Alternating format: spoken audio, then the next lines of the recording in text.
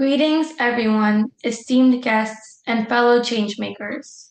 Welcome to the fifth Global Youth Sustainability Summit, aptly themed the Greenpreneur Summit, shaping future businesses for a sustainable world. It's an honor to sit here before you all, united by a shared vision of a sustainable future. As we gather here today, you're not merely attending a summit, we are igniting a movement, a revolution that transcends borders, cultures, and generations. This gathering is a testament to the power of collective action, the strength of youth leadership, and the unwavering commitment to make sustainability the cornerstone of our business and lives. In the past, the world of business often prioritized profit over purpose, growth over the greater good. Today, we stand at a moment where the narrative is shifting. Sustainability is no longer just a mere buzzword or an optional add-on. It is an imperative. It is the foundation upon which we must build our enterprises, the guiding principle that drives innovation, resilience, and long-term success. Our generation, the youth, holds the key to this transformation. We are the champions of change, the pioneers of progress, and we have the passion, the energy, and the creativity to redefine what it means to be an entrepreneur. As greenpreneurs, we are committed to embedding sustainability into the very fabric of our ventures, ensuring that our businesses serve both people and the planet. We stand on the cusp of an unprecedented opportunity. Unlike any generation before us, we are equipped with the advanced technology, global connectivity, and a heightened sense of awareness of the environmental and social challenges facing our world. This unique combination empowers us to drive innovation that is not only profitable, but also ethical and sustainable. This passion fuels our determination. We are deeply committed to creating a future where business success and environmental stewardship go hand in hand. We understand that true progress is not measured solely by financial gain, but the positive impact that we make on our communities and our environment. Our energy propels us forward, allowing us to tackle the most pressing issues of our time with urgency and resilience. Our creativity knows no bounds. We are reimagining traditional business models and developing innovative solutions that prioritize sustainability. From renewable energy startups to zero-waste retail ventures, we are proving that it is possible to thrive business while safeguarding our planet. We are breaking away from the status quo and setting new standards for what it means to be a successful entrepreneur in the 21st century. As greenpreneurs, we recognize that our responsibility extends beyond profit margin. We are committed to embedding sustainability into the very fabric of our ventures, ensuring that businesses serve both people and the planet. We are redefining success by integrating environmental, social, and economic considerations into the very aspects of our operations. Our businesses are designed to minimize negative impacts and maximize positive contributions to society and the environment. We understand that our actions today will shape the world of tomorrow. This awareness drives us not only to be entrepreneurs, but also advocates of change. We are using our platform to raise awareness, inspire others, and lead by example. We are proving that sustainable business practices are not only viable, but essential for long-term business and planetary health. Our journey as greenpreneurs is not without challenges, but we are undeterred. We are resilient, resourceful, and ready to overcome obstacles with innovative solutions. We are committed to continuous learning, adapting, and evolving to ensure that our businesses remain at the forefront of sustainability. In this transformative journey, we are not alone. We are part of a global community of young leaders, each contributing to the collective effort to build a sustainable future. Together, we are a powerful force for change, united by our shared vision and unwavering commitment to a better world. I am proud to share that EcoTeens, the initiative that I founded, is at the forefront of this movement. EcoTeens is more than just an organization. It is a platform that is dedicated to empowering the youth to become agents of change in the realm of sustainability. Our mission is to facilitate crucial conversations, bridging gaps between young voices from across the globe and enabling a collective spirit that transcends borders. Through EcoTeens, we have created a vibrant community where ideas exchanged, solutions are brainstormed, and actions are mobilized. Our initiative brings together representatives from several countries, each contributing unique perspectives and insights into the pressing environmental issues that we face. EcoTeens is committed to raising awareness about the importance of sustainability, not just as a concept, but as a way of life. We organize webinars, workshops, and campaigns and hackathons that educate and inspire our peers to take tangible action towards a more sustainable future. Our efforts go beyond just raising awareness. We aim to inspire action as well. EcoTeens collaborates with schools, community groups, and international organizations to implement sustainability projects that have real, measurable impacts. From local cleanup drives to tree planting events to global campaign advocating for policy changes, our initiatives demonstrate that when we unite our efforts, we can achieve significant and lasting change. The core message of EcoTeens is that sustainability is a shared responsibility. It's a reminder that one person, one community, or even one country cannot tackle the vast environmental challenges alone. Today, as we embark on the summit, let us remember that the future of an entrepreneurship must be different from the past. We are not just building businesses, we are shaping the future. We are creating a world where sustainability is not an afterthought, but the very essence of our endeavors. Let us be persistent. Let us be passionate. Let us be unwavering in our commitment to a sustainable future. Together, we can and we will make a difference. Thank you all for being here and for being part of this incredible journey. Welcome to the Greenpreneur Summit. Let us shape business futures for a sustainable world, today and for generations to come. Please sit back and engage with our incredible speakers as they share their insights and thought leadership on prioritizing purpose over profit. So please join me in presenting our very first speaker and our first guest, Chao Himajit Dudai Pukan from Assam, India. Please allow me to introduce him. He's a passionate advocate for sustainability, human rights, and youth empowerment, with a strong focus on driving positive change in island communities and beyond. Currently, he serves as an ambassador for Island Innovation, global network dedicated to advancing innovation and sustainable development across island communities. In his role, which he has held since February 2023, Chao leverages his expertise to connect islands worldwide for meaningful change.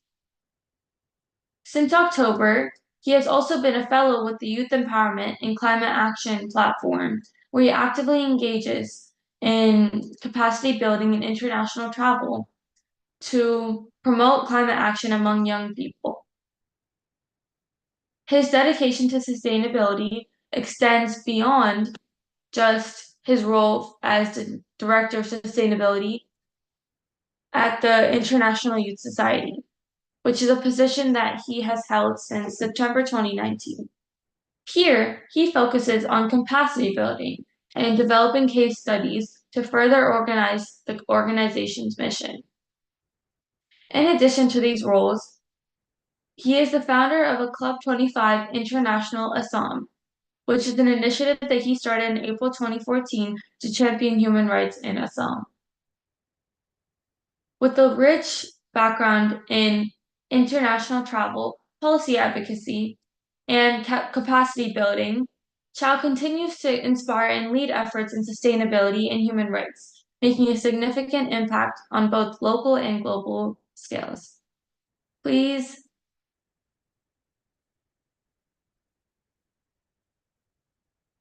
I present Chow Himajit Phukan.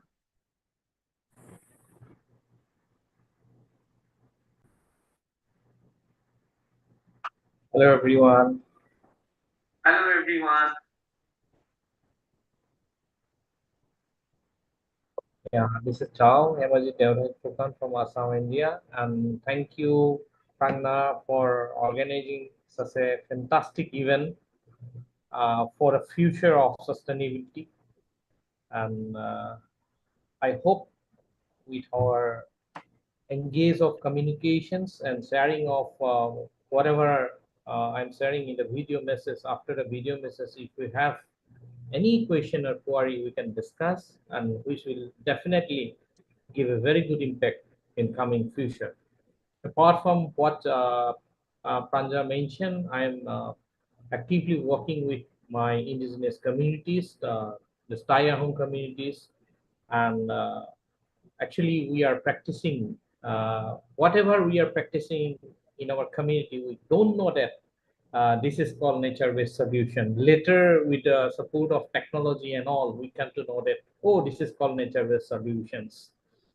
We don't know that what is sustainable fashion, but we personally practice sustainable fashion. Later on, due to such conference, what Praga is actually organized, due to such kind of conference, we came to know that means like 10 years back, this is called sustainable fashion. And even I don't know what is 15 years back, I don't know what is zero carbon emissions. So these are the things we will learn through this kind of conference, and I'm hopeful we will get lots of insight from others. Hello everyone, greetings from Assam.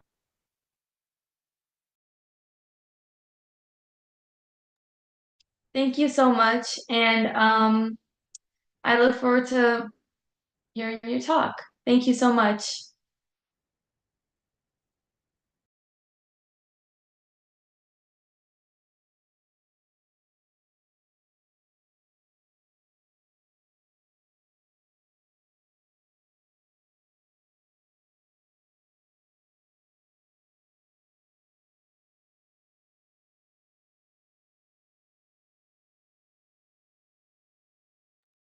I'm sorry, please excuse the delay. There are a couple of technical issues.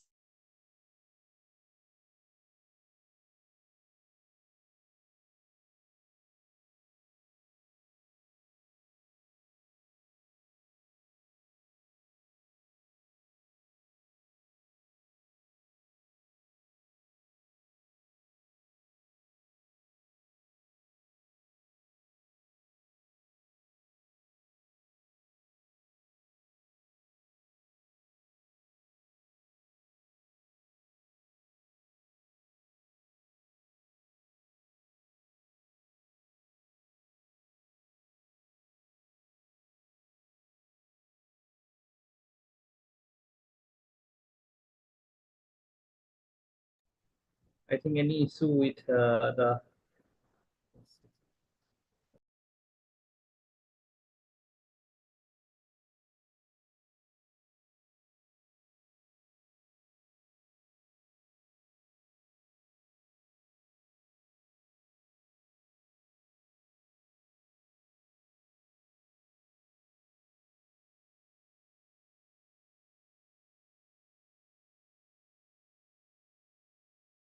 for a sustainable world. Hello everyone, greetings from Assam, India, and welcome to the EcoTeen Greenpreneur Summit with a theme Shaping Business Future for a Sustainable World. So, I'm Chao Hemojit Deodai Fukan. I'm an environmentalist, green entrepreneur. I'm a climate advocate doing my research work along with working with the community in my with my indigenous people from last 25 years. So I'm just happy to be here today with all of you. So here I'm going to give some of the answers in a very short note, and later when we'll have the time we will discuss elaborately. So I'm having the first question is like that: in today's world, how can businesses move beyond profit centric models and integrate environment and social impact in their definition of success? So in this case, if you want to have a business which move beyond profit centric model, so we have to think global and act local with our environment and along with our society or community. Also, we have to conscious about our production and consumptions, that it should not affect our environment. This is the actually first priority we have to think. Second question is coming: what are some of the most promising innovations emerging across industries that are driving a more sustainable future? In this case, the main emerging innovation is technology transformations.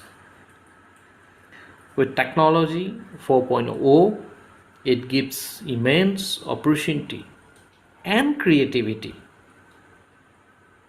and opportunities toward achieving our net zero goal, which is very essential. Also, concept like uh, zero waste manufacturing and circular economy, making industries more sustainable for future. Let we move to our third question, which is very essential. What are the biggest obstacles companies face when integrating sustainability into their core operations? Here I would like to say the major obstacles companies are facing is technology transfer, because in case of sustainability they have to think and fund skill manpower and some of the policies. Everywhere across the planet people are talking about changing of policies, which is very essential to achieve our net zero goals. Let's move to the fourth questions. How can collaboration between business, NGOs and governments create a more supportive ecosystem for sustainable business practices? This one is very essential. We need a collaborations or understanding between business, NGOs and government, and approach should be bottom up, so that in the local level or community level no one should left behind, so that there should be creation of like more services, more jobs, whether it is skill or unskilled. If it is unskilled, then they have to provide skills, so that utilization of human and both natural resources.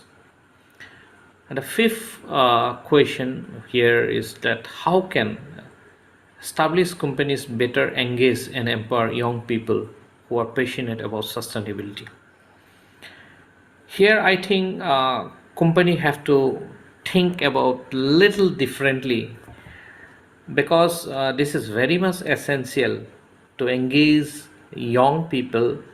The companies have to think for uh, think engage and empower young people about sustainability with green jobs, providing green skills, sometimes fellowships to the young people, or internships, whether it can be paid or voluntary, which may influence the young peoples. And next question is sixth question is, what advice would you give to aspiring entrepreneurs who want to build business that prioritize the planet and disrupt the status quo? When I started my entrepreneurship, you have to set up your own goal, but things are changed when you are starting with a green entrepreneurship mindsets. So my advice to young entrepreneur: go with green social entrepreneurship, or go with creation of green jobs for a planet, and it will challenge business as usual. The seventh questions is, what do you predict for the future of business in a world that prioritizes sustainability? This is again a kind of very technical, but I feel my prediction, and my prediction is that in coming decades, there will be going to be set up of millions of startups. It will be in the community level, local level, regional level, maybe in the national level, and there is a sense of means this startup means maybe supported by other big houses. And eighth question, this is very essential one: what skills and mindset will be the most valuable for future business leaders navigating a sustainable world? I personally feel that green skill is always essential for a future business, along with green marketing will be the best mindset. You have to be very conscious about you are going with a green marketing mindset, and it will be the best for the future business leaders in a sustainable world. Let's move to our ninth question. What leadership qualities are crucial for driving sustainability within a business? I feel that when you start something, to keep it simple, keep natural, will be the most crucial leadership qualities for driving a sustainability within a business. Because in this so fast transition phase, to keep it simple, you need lots of study, you need lots of innovations. This is going to be a tax job for young people. So we are just coming to our 10th questions, is that what are some key metrics business can use to measure the impact of their sustainability initiative? And this is little bit of a technical one, because I feel that it will be differ with the different kind of businesses. The what kind of business you want to set up, the answer will be always different. Some may be in the service sector, some may be in the production sector, some maybe means in the other kind of means innovation with like technology sectors. But still I feel that there is some communities like that. Some of the factors like creating green jobs, again it will come, zero waste, and this is decent business growth, which I think it's fall under SDGs, will impact on sustainability initiative. These are the things I believe. And in the end, 11, we are just coming to the end. How can the influence of social media and AI be leveraged to enable all the approaches you share so far? So I feel that the last one is, we are here with social media. So whatever I am sharing, I think it will going to give very big impact, because whatever I share today, because we are connected through social media only, and many things are possible with AI. AI is going to be a game changer in coming decades. So kind of things as we are till today, we are taking advantage of someone's innovations and sharing our knowledge and experience with almost zero cost and any emissions. So I feel that the social media and AI is going to means impact or leverage whatever we are sharing till now. Thank you so much, and we are going to discuss all these things. If you have any questions, we are going to discuss in later on. Thank you.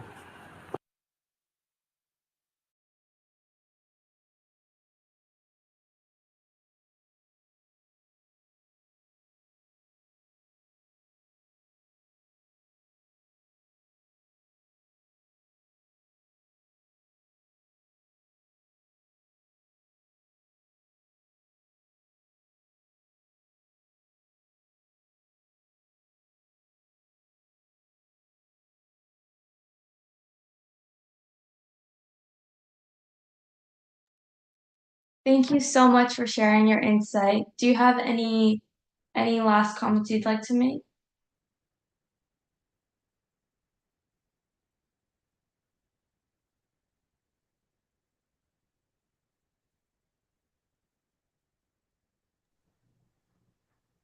Yes, absolutely.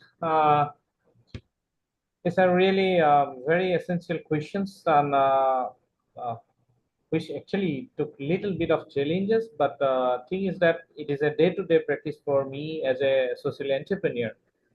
But I do believe that in the last part of the questions, where the AI, it's going to be a game changer, where I'm very much lagging behind. So even myself as a social green entrepreneur, I'm going to upgrade my skill in AI. So because in coming future, uh, lots is going to be changed. We don't know what business model and tactics we have to practice. So as an entrepreneur, or as a social entrepreneur or green entrepreneur, we have to ready to adopt many things. So I believe I'm a very good learner. I'm here for just sharing my experience, and I'm open for learning from others also too. And if you have anybody have the questions, any kind of question, feel free to share my thoughts. Thank you so much.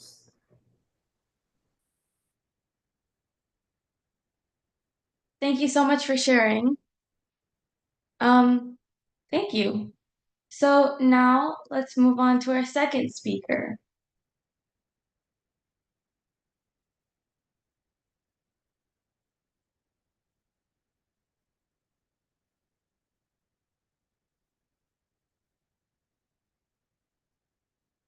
God's Favor is dedicated to transforming businesses from mere existence to making meaningful impacts by making eco-friendly brands. SaaS startups, and professionals integrate sustainable practices into their operations. Her goal is to position business leaders in sustainability, driving tangible results and creating positive impacts. With a background in environmental biology, digital marketing, and a passion for sustainability, God's Favor provides expert guidance on eco-friendly growth strategies that boost profitability and attract eco-conscious consumers. She offers growth hacks and includes exclusive content that highlights the financial, environmental, and social benefits of sustainable business strategies, ensuring her clients stay informed, inspired, and ahead of the curve. Hello and welcome to the summit.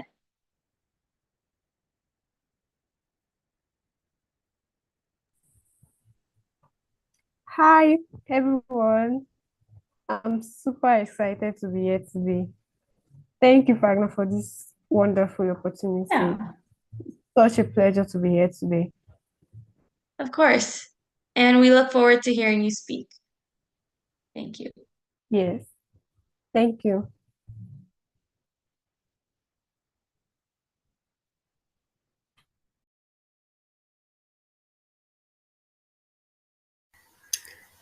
Hello, everyone. Thank you, Pragna, for the opportunity to be here today. I'm super excited. My name is God's Favor Agbora, and I'm a content strategist and environmentalist, deeply passionate about effective communication, ethical marketing, and sustainability. In my journey as a marketing strategy consultant for a sustainability as a service company, I've gained valuable insights in the intersection of sustainability and business. Currently, I'm focusing on helping software as a service startups and eco-friendly brands integrate sustainability into their business practices that drives innovation, attracts top talent, and customer loyalty. There is a popular quote that says, "What you buy is a reflection of who you are or who you want to be." This tells us, in essence, that consumer choices power businesses. Today, I'll be speaking on the topic that says, "Be the change, your power to shape sustainable businesses." Forget superheroes. You have the power to change the world with every purchase you make. It might sound crazy, but you should note that the clothes you wear, the phone you use, or even the snacks you grab, these everyday choices hold immense power. They can push businesses to become more sustainable or keep practices that harm the environment. It might interest you to know that businesses always listen to us, even more than we think. Companies constantly analyzes what we buy to figure out what to make and sell next. It may feel like just one purchase, but when millions of young people like you and I choose sustainable options, businesses always take note. This is what we call consumer power. Consumers drives market trends and demands. Every time you choose a sustainable brand, you're sending a message. It tells companies that we, the consumers, care about the planet. This collective and joint power can completely shift how businesses operate.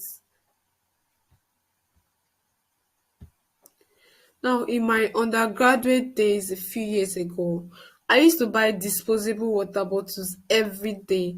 But then I learned about the plastic pollution crisis. Now I carry reusable bottles everywhere I go. It's a small change, but it makes a difference and it feels good actually. It really feels good. Now, you might want to ask, what is the positive impact I will make with my when I'm being intentional with my choices? What positive impact will I make?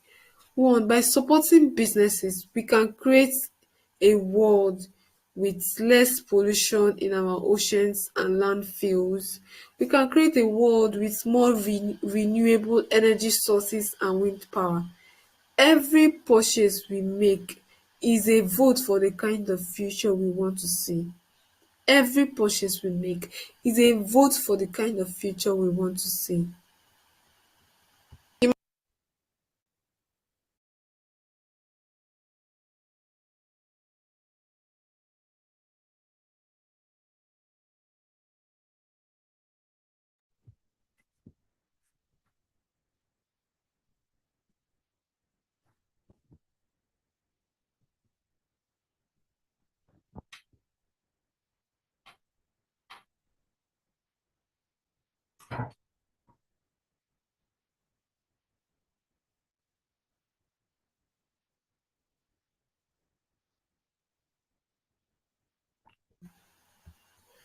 There is a popular quote that says, "What you buy is a reflection of who you are or who you want to be."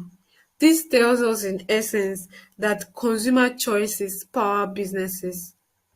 Today, I'll be speaking on the topic that says, "Be the change, your power to shape sustainable businesses." Forget superheroes. You have the power to change the world with every purchase you make.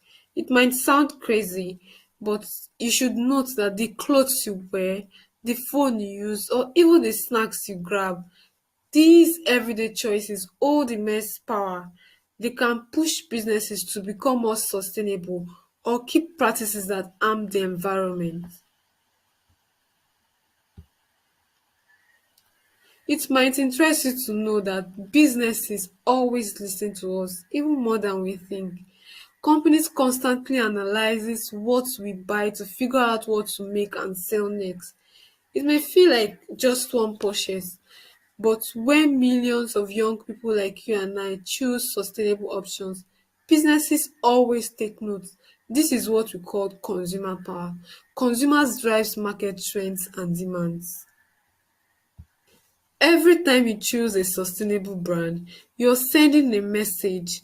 It tells companies that we, the consumers, care about the planet. This collective and joint power can completely shift how businesses operate. Now, in my undergraduate days a few years ago, I used to buy disposable water bottles every day.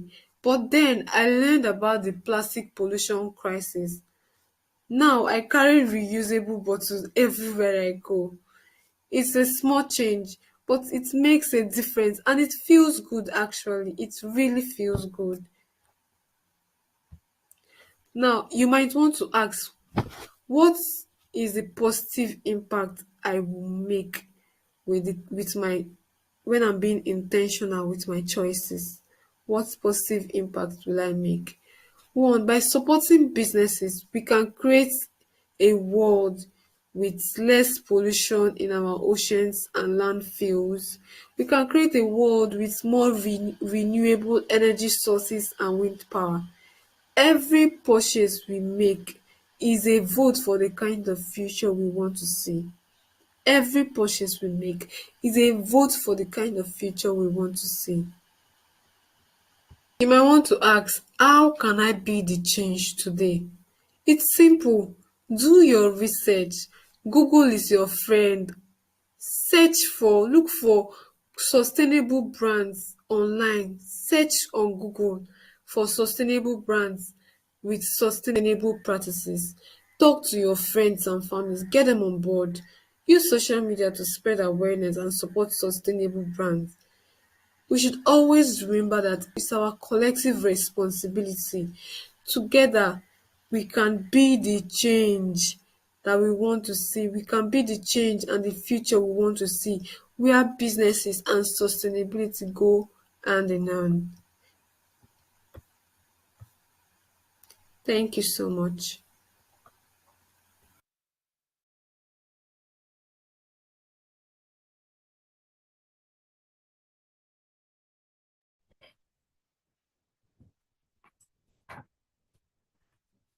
Thank you so much for sharing your insights, and I apologize for the technical difficulties that happened. Do you have any Oh, last that's remarks? fine, Pragna. Do you have anything you'd like to add on to that? Yes, of course. You might want to ask, what are the biggest obstacles companies face when integrating sustainability into their core operations, right? There are few of those. Some companies might lack resources or expertise to get started. Others might worry about the upfront cost of making changes. But the good news is that sustainability often leads to cost savings, and in the long run, like using less energy or water, it's about shifting mindsets and seeing sustainability as an investment in the future and not just something you want to do, but an investment that will be useful in the future. Thank you. Yes, thank you so much for sharing that. You're absolutely right. Thank you. And now let's move on to our third speaker, Lucia Mack.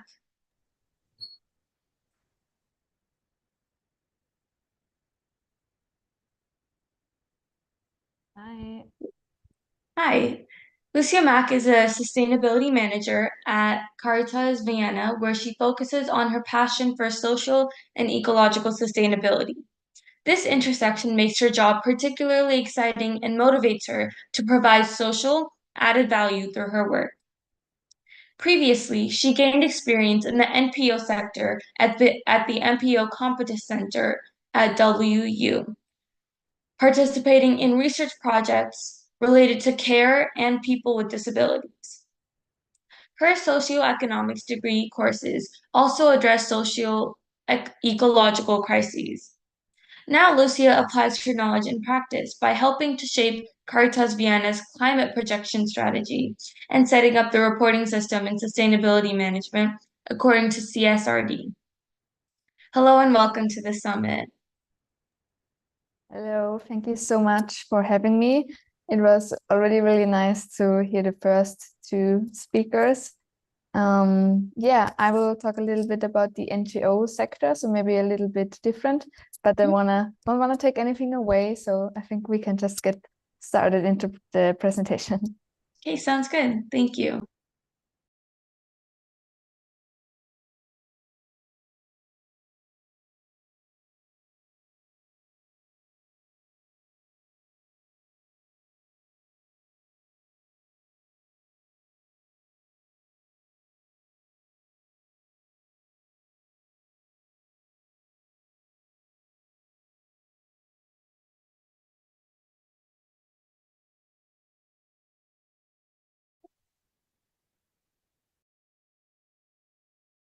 Hello, everyone. My name is Lucia, and I work as a sustainability manager for Caritas Vienna, an NGO in the social sector. I will therefore not represent the classic private sector perspective, but rather focus on the role of NGOs in the transition towards sustainability. And I will do that by using the example of Caritas. So first of all, what is Caritas? What do we do? Caritas Europe is a network working to end poverty and to promote the dignity of all people. We're part of the global Caritas International Network that has over 160 members all around the world. Caritas Europe has 49 member organizations in 46 countries across the European continent. We believe that people and the environment, not profits, should be at the heart of all policies. We oppose all kinds of exclusions and support all initiatives that promote sustainable development that benefit everyone and enable all people to find a meaningful role to play in society. Our work focuses primarily on the poorest and the most vulnerable in our societies. As I mentioned, I work for Caritas Vienna, in Austria, which is part of the worldwide Caritas network. Our work encompasses a wide range of social services and assistance programs aimed at improving the lives of vulnerable populations. And we do that in 4 different areas. The first one is people in need. For example, we do homelessness assistance, integration services for migrants and refugees. Second one is people with disabilities. We have, for example, employment projects. We offer assisted living. Within community work with neighborhoods, we do, for example, community cooking. We have art and culture projects. And the last one, care for elderly. Here we have nursing homes and the mobile care. And maybe now you're wondering, what does all of that have to do with sustainability, and especially ecological sustainability? And our answer is pretty easy. Climate protection is human protection. And sustainability in the social, ecological, and economic dimension is fundamental for the attitude for the work of Caritas. And the people with whom we work are those who contribute the least to climate change, but are at the same time the most affected by it, both in Austria and in the Global South.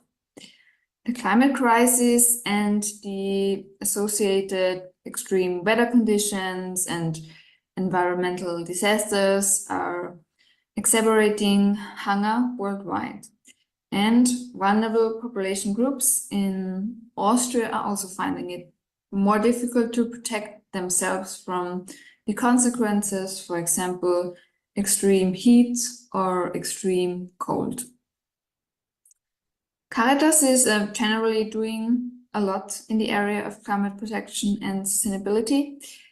Sustainability for us means preserving an earth worth living on for everyone. And I mentioned I work in sustainability management at Caritas Vienna. We're a team of 5 people, and we deal with a broad range of measures aimed at reducing CO2 emissions, raising awareness within the organization, promoting biodiversity, avoiding waste, etc. And we also create the sustainability reports for the organization. And I think Caritas is a great example of an organization where real sustainability is practiced. The company management is strongly behind the topic, even beyond the minimum regulatory requirements. The will is there to change something in the direction of climate protection and sustainability, which is an extremely important prerequisite for it to be put into practice in an organization.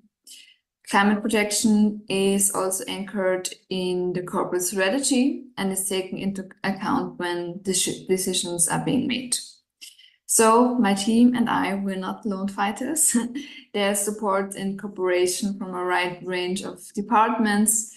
And that is really, really important, because we can't do it alone, but together we can achieve the climate targets. I also brought a few examples of projects that we have in Vienna that combine social and ecological sustainability. For example, Carla, the second-hand stores where you can buy all kinds of donated products, from clothing to furniture, tableware, etc. We also have employment projects like Workerei. Here, young unemployed people are supported in entering or re-entering the labor market. They make stylish bags from recycled tarpaulins. The Restart Upcycling Workshop, also an employment project for young people who are no longer school age and are currently not attending any training. And they upcycle textiles to jewelry, accessoires, and so on. The Inigo restaurant is a socio-economic labor market project and helps people who have been unemployed for a long time to re-enter the labor market. Another flagship project is Magda's social business. They work in different areas. They have a hotel, they have catering, they have cleaning services, and a cell phone recycling sector. Magda's helps people who have fled their country to enter the job market in Austria.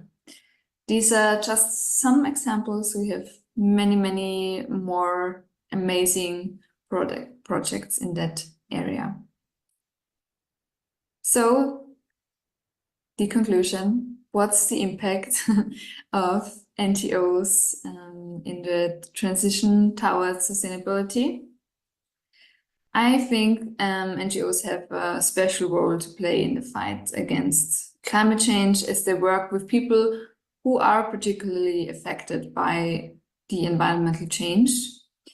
There is a close connection between climate protection and the protection of human life, which is why organizations in the social sector should also be committed to climate and environmental protection.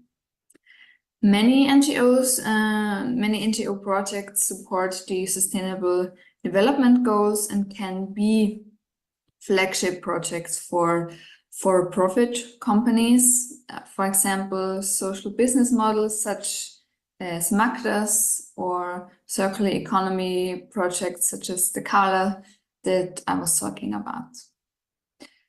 Cooperation and support from the private sector and NGOs can positively drive environmental and social change. For example, we have a project like that at Caritas, where donate leftover food for households affected by poverty.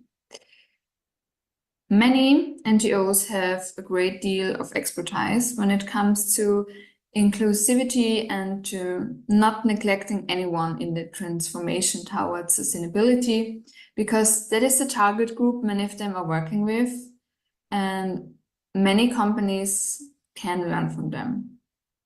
So let's work together now and today for our future. Thank you.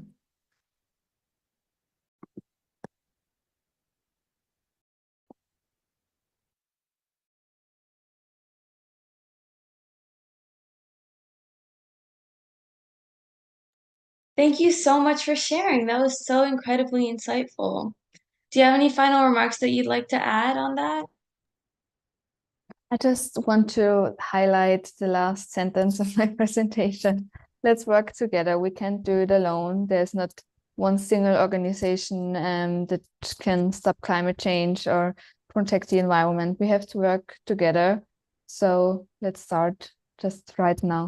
And I'm really looking forward to all the next speakers that are coming. It was already super interesting. Thank you so much for having me.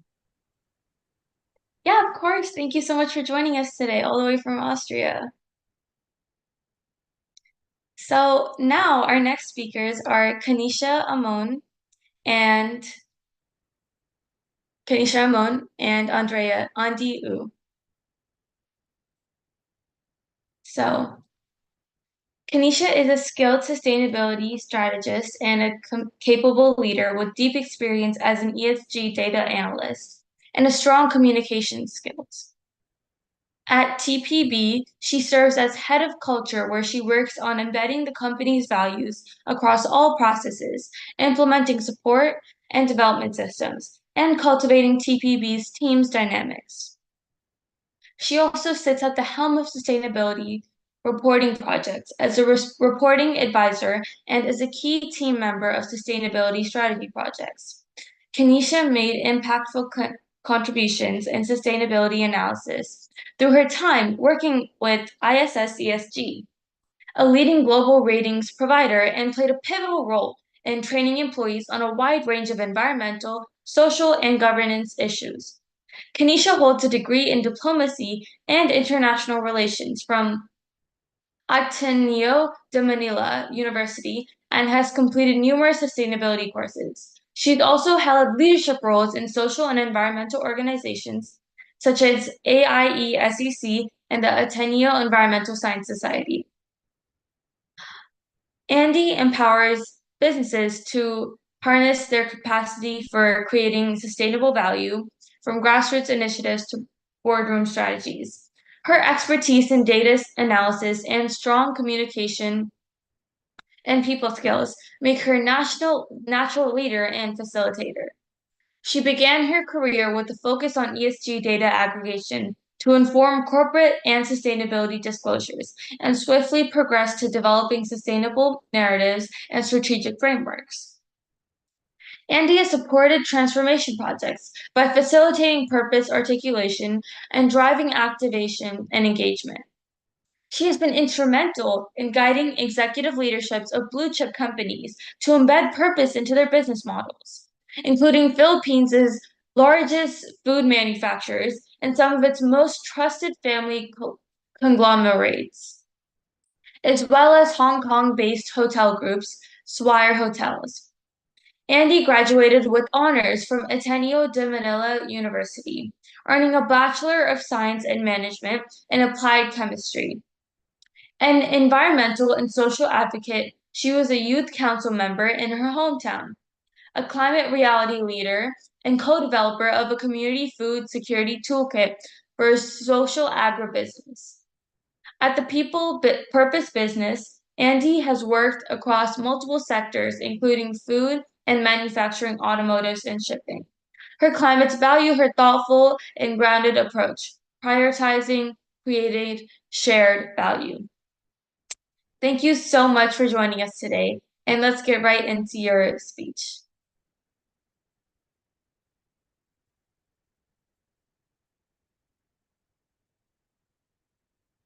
Hi, everyone. And first of all, thank you to EcoTeens and Pratna for inviting us to be part of today's summit. To start, I'm Kish, and I'm here with my colleague Andy. We're both based out of Manila, Philippines, and we work with an organization called The Purpose Business. So The Purpose Business is a global network of sustainability and purpose advisors. And the work we do is mainly based in Asia, where we help businesses embed purpose and sustainability into their operations. And Andy and I have had the pleasure of working with companies both here at home and abroad, including facilitating, articulating purpose, engaging stakeholders to prioritize their most pressing environmental, social, and governance issues, helping businesses build long-term sustainability roadmaps, and a lot of other fun work in between. So we're very, very honored and excited to be here today, and we hope that sharing some of our knowledge and experience over the next 15 minutes or so can help bring something meaningful to you. So without further ado, just to set the scene, the world as we know it is governed by a couple of big players. So you have governments, you have business, you have media, you have civil society. But recent studies have actually shown that there's an increasing lack of trust in the government to enact meaningful and systemic change. And that level of trust has actually shifted towards businesses. So people now believe that businesses have the power to drive innovation, to really do things that benefit society, and to really make that systemic and meaningful change happen. Having said that, we know that successful business is really driven by people like you and me, and we especially make up the next generation of the workforce. Deloitte actually runs an annual Gen Z and Millennial survey, and that has helped them glean insights on how we, the youth, and what our attitudes are towards the world around us. And the key finding from this year's survey was just how important having a clear sense of purpose was to overall satisfaction, particularly at work. And the survey said that nearly 90% of respondents say that a clear sense of purpose is integral to their overall well-being and satisfaction. And a lot of them actually said that many of them are willing or already have turned down different opportunities that don't align with their personal purpose or values. Purpose can take different forms, but it's really clear that for businesses now, having a purpose that's beyond profit, beyond making the big bucks, beyond making money, is now an essential factor for people like you and I, as part of the next generation of the workforce. And really, that's what sustainability at its core is about, right? It's about meeting the needs of the present while still considering the needs of the future. And we believe that businesses need to own up to the fact that they have a large piece to play in this puzzle of building what we hope will be a better future. At the work we do at TPB, we really believe that sustainability and purpose are intrinsically linked because purpose ultimately answers the question, what problem are we here to solve? And being realistic, I know that you all know that no one individual person or business will be able to solve all of the world's problems. So you really need to dial in and hone in on what your business's unique strategic contribution is to the world that will allow us to achieve the overall goal of well-being of people and planet. And once a company is able to define what this unique strategic contribution is, it defines everything else. It defines who they hire, what products to sell, how to sell them properly and ethically, and ultimately what processes need to be put in place to allow them to contribute into the way they want to in the world. And from our experience, having a business that's truly rooted in an authentic purpose means that that purpose permeates through everything. So not just extra things like charitable donations, tree plantings, which are all good to haves, but the purpose really needs to be part and parcel to what the business actually does and what it's really about. And I know that all sounds really scary and daunting, and you're asking yourself, do businesses like that actually exist? Do purpose-driven organizations really work? Are they effective? Do they exist? Are they here in the first place? And I guess for the next few minutes, I just want to talk through a really small case study just to kind of drive that point further along. So I don't know if any of you have heard of the MTR. So the MTR is actually Hong Kong's metro railway operator. So think something like the New York City subway or the London Underground. It's basically the same thing. So it was actually reported that this year the MTR has an average of over 4.6 million passenger journeys on the daily. And if you've ever been on a train or a subway, you'll know that when you get on, you're going to see all different people from all different walks of life, right? You see small children heading to school, you see office workers, you see the elderly, and you see them all trying to get to where they need to go. So at the heart of it, MTR's purpose statement is keep cities moving. And I think that's a really simple yet effective statement, right? To keep the city moving, you need to get people to where they need to go in a way that's safe, accessible, reliable, and efficient. And to keep the city moving safely, you need to protect passenger health and safety by upholding high standards of sanitation and hygiene. To keep it accessible, you need to ensure that your stations are friendly to all, right? They're fitted with barrier-free facilities and other things that are friendly to those with physical impairments who still need to travel to and from places.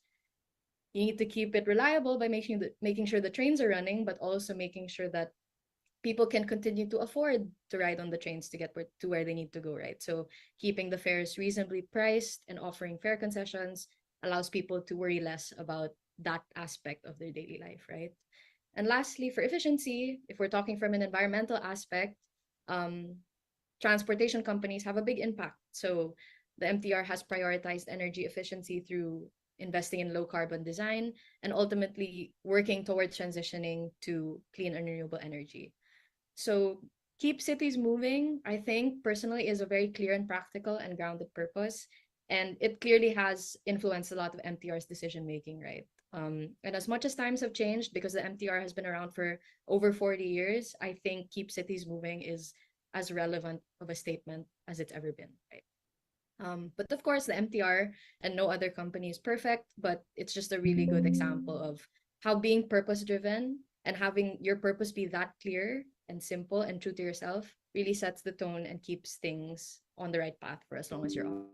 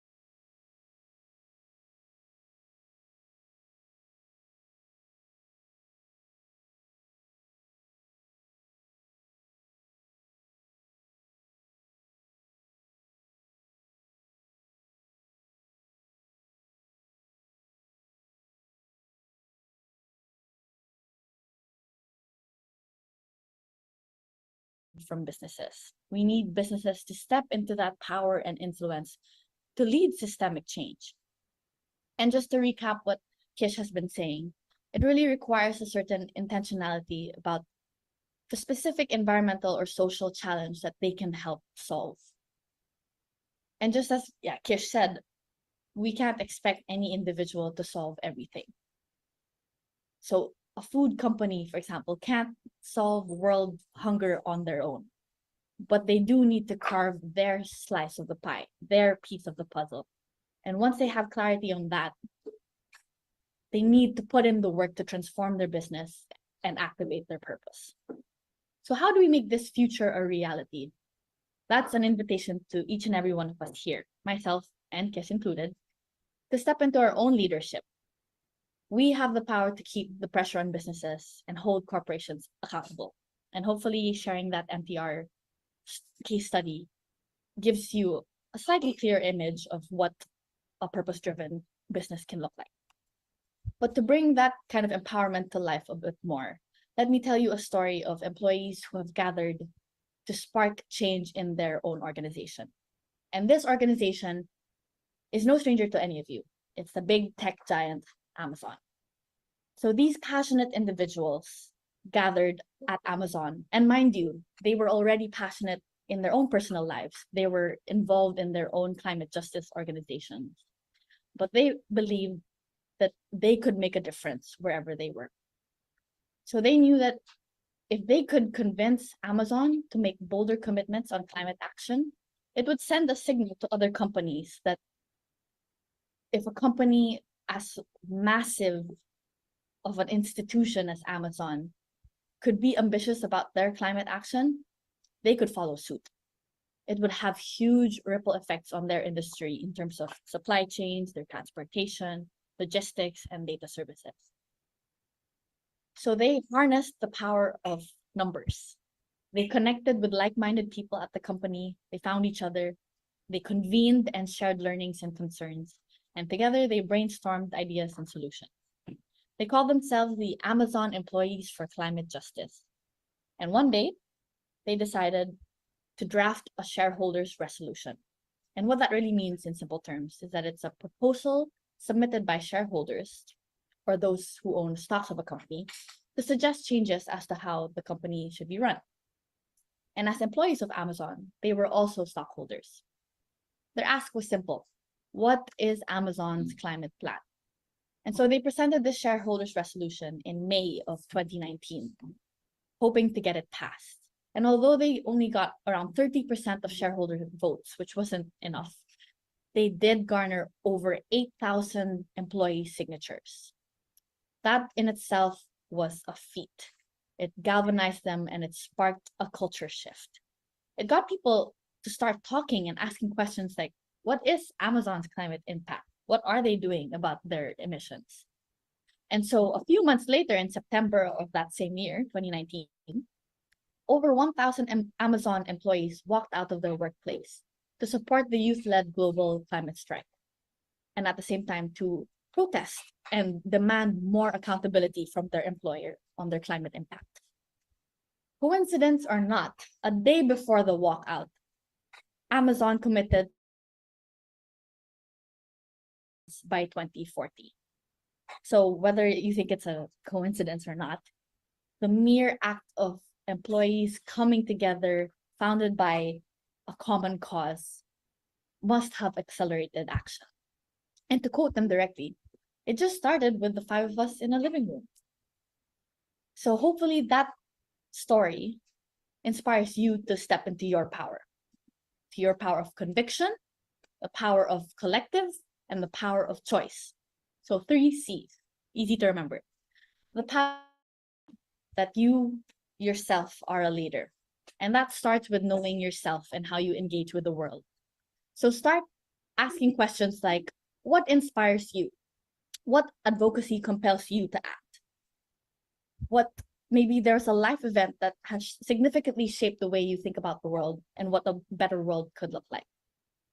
What helps me, at least, is to think of myself as a main character in a movie and think, what role do I play? What's my superpower in the band of superheroes that I surround myself with? Second, the power of collective.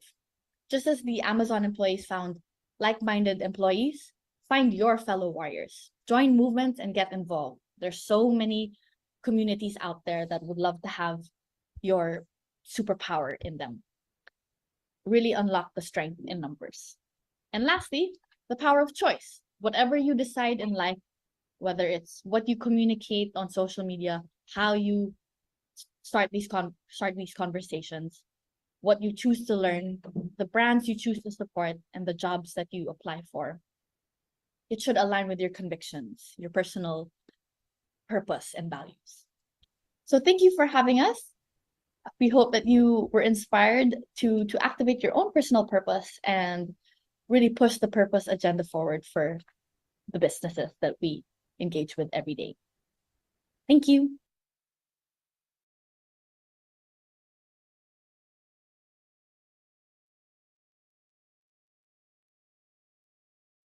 Thank you so much for sharing those very, very valuable insights. That was incredible. Thank you so much to Andy and Kish. So next, our next speaker is Aishwarya Sanas from India. She is a doctoral candidate at the Department of International Relations and Governance Studies, Shiv Nadar University in India. With a background in political science and international relations, her research focuses on environmental governance in South Asia, particularly in the Hindu Kush Himalayan region.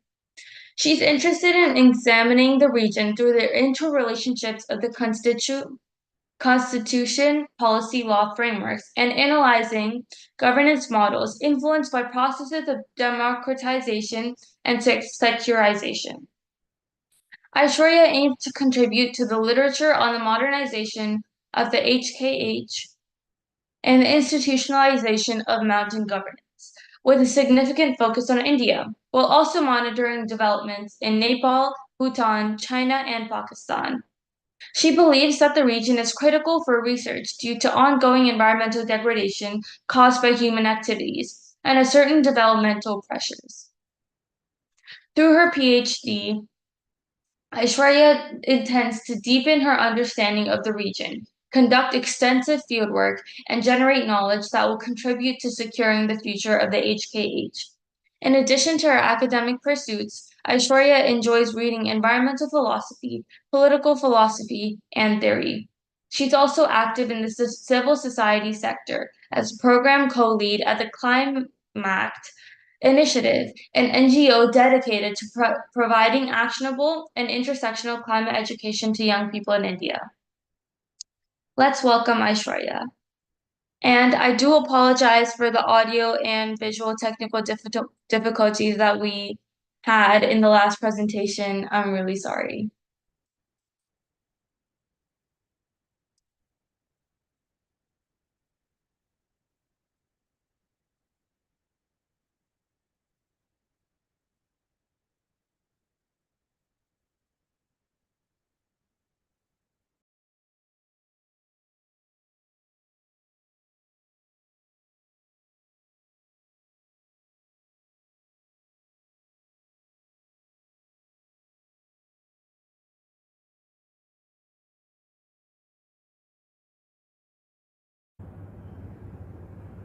A very warm hello to everyone present at the EcoTeens Summit. It is my privilege and a pleasure to be speaking here with all of you today, and thank you so much to Pragna and her team for inviting me to share my thoughts on such an important topic. I will try to use the next few minutes that I have in the best way possible and put forth some of my ideas. A little bit about myself to begin with. My name is Aishwarya. I am based in Delhi in India.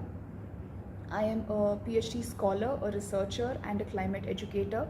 I am doing my PhD from Shiv Nadar University, and my work pertains to the political ecology of glacier retreat in the Himalayan region, and also the knowledge politics of climate change and global environmental governance. In the course of my research, I've had the privilege of interacting with several climate advocates across the country and in South Asia, with glaciologists, with scientists, and with people from academia and the policy world. And it has been an extremely incredible experience being in the research domain so far. Um, I am also associated with a non-governmental organization. We work uh, uh, typically across the country, and we go by the name the Climate Initiative. And for more than 2 years now, we've been working in the climate education sector. We have collaborated with several schools, colleges, and companies, wherein we try to gauge the gaps in climate knowledge of the organizations that we partner with, and then we try to fill those gaps by creating curriculums and by delivering them, or by connecting the organizations with the right kind of expertise in case we feel that our capacities are inadequate in any way. Being a part of the Climate Initiative and a part of the larger climate advocacy movement in India, of which Delhi, without any doubt, is the capital today. I must say I feel incredibly privileged and lucky to witness some of the golden times of youth mobilization in India. However, this is something that I always stand by and tell everyone, that climate action and climate advocacy is not just something to be restricted to a few developed tier 1 city pockets of the country of India, but something that should reach to all the parts of the country, and especially the rural areas, the more underrepresented regions of the country, and the more marginalized communities, people living in the indigenous tribal areas, in villages, in border areas, in mountain areas, etc. Um, at TCI, we try to be as inclusive, and we try to represent all parts of India as much as we can. So in the course of my presentation now, I will put forth some of my ideas as pointers, and hopefully that will make some sense to those listening today. So yeah, let's begin. As a student of social science, and someone who has studied economics at some point in time, as a researcher and a climate educator, I have always found myself confounded with questions such as, what is the relationship between business and climate action? What is the relationship between business and sustainable development? Can businesses really be sustainable? How do you make sense about issues such as greenwashing, about which we keep on hearing so much nowadays? And can a business really forego its profit for a greater social good, for climate action? How do you reset some of those old fundamentals of doing business and prioritize social good over, say, profit maximization? And although I might not have a complete answer to this, there's a certain line of thinking that I have developed, and which is something that I would like to impart to all these listeners today.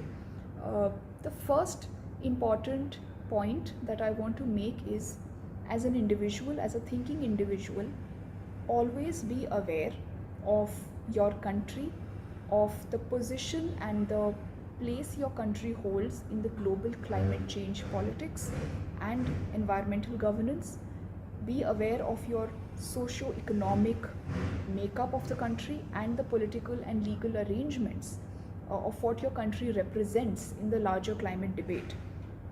For instance, as someone who is an Indian who will be living and working in India, when I read about the importance of sustainable development as an ideal, and why India, as a representative of the developing country, the global south, upheld sustainable development at the international forums, it became clear to me about the struggles that India represents at the global platform. Sustainable development being the most important one. Sustainable meaning using or utilizing of resources where you not only think about the present inequalities in the present generation but also the future generations to come. And you believe and you adopt a model of development which is much more than simply economic growth. Economic growth is just a certain quantifiable targets, but what you want is development which is much more than a few numbers, which includes education, includes a standard of living, which includes a dignity of living, on the lines of what Amartya Sen has worked on. So always be aware of the position of your country, of the legal and political mechanisms for entrepreneurs to do businesses in the country. In India at the moment, there are a few regulatory mechanisms such as the ESG norms, but they're not really legalized, they're not mandated, or they're not compulsory really. So there's still a long way to go as far as sustainable governance is concerned, as far as green sustainability is concerned, which I feel is extremely important. We need proper, enforceable, stringent laws to make sure that businesses become sustainable in small ways and as much as possible. So that's the first thing. Be aware of the socio-economic, political, and legal context of your country. Secondly, having a good command over what your country's legal provisions are. I feel that we as young people really need to collaborate, really need to create a network that spans across countries, a transnational network, by bringing together people working in the government, people doing business, entrepreneurs, and people working in civil society, people working in NGOs or in social impact sector.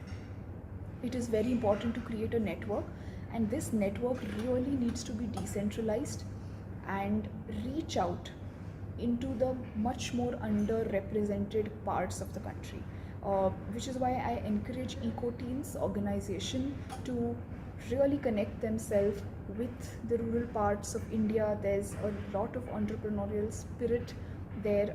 We at TCI try to do it as much as we can, but we would encourage you all to do it. It's just a matter of not being there at the right place at the right time, or having the right kind of knowledge that leads to all the opportunities to be concentrated in a few cities, such as in Delhi or Mumbai. But what we really need is a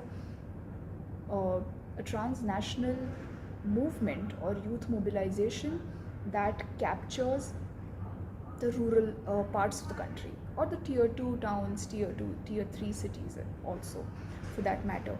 And finally, the third important message that I want to share with all of you is that entrepreneurship is intrinsically related to climate education, and climate education is something that we work on at TCI. I feel that appropriate education and awareness on climate change, and knowledge of the reality of what climate change means, how does it manifest, what are its impacts, and what is being done about it, is extremely important for being a genuinely green, sustainable entrepreneur today. And there is no really a need for a binary between an entrepreneur and a green entrepreneur. All entrepreneurs should be green entrepreneurs, and they will only be green with the right kind of belief, the right kind of motivation, and the right kind of climate education. And I will stop there, but I would encourage everyone to bear in mind to give a little bit of thought to the points that I have made here today. And in case you want to provide any feedback to what I have said, or if you want any clarification, please reach out to me. You can also check out our work at the Climate Initiative. We have a website. You can search by the name, the Climate Initiative, or find us on LinkedIn or Instagram also. Once again, Pragna and team, thank you so much. All the best to all your work. Goodbye.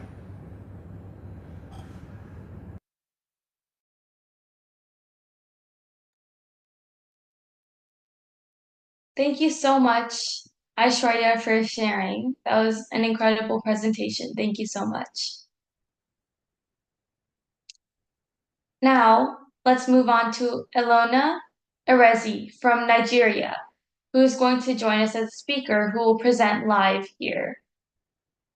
Elona is a seasoned management and strategy consultant with over a decade of tri-sector experience encompassing program and project management, business development, research, monitoring and evaluation, stakeholder management, business policy development, social development, communications, and advocacy. Her expertise spans clean energy, climate change, and public and planetary health. Ilona is dedicated to supporting governments, the private sector, and development institutions in crafting ambitious, multidisciplinary strategies and policies. She leverages systems thinking to balance the intersections of science, policy, and practice, addressing the triple planetary crisis of improving health outcomes and accelerating environmental sustainability. Her commitment lies in driving impactful solutions that promote holistic and sustainable development. Welcome, Alona.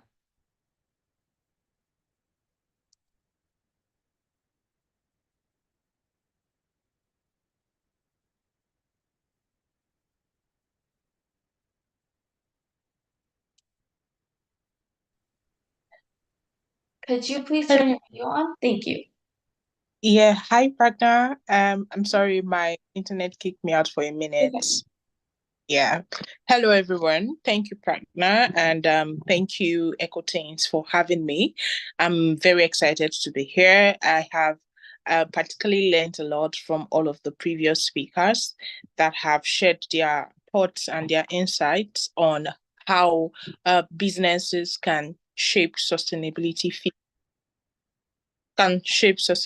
features and around the theme of today's summit, and I'm indeed happy to contribute my voice.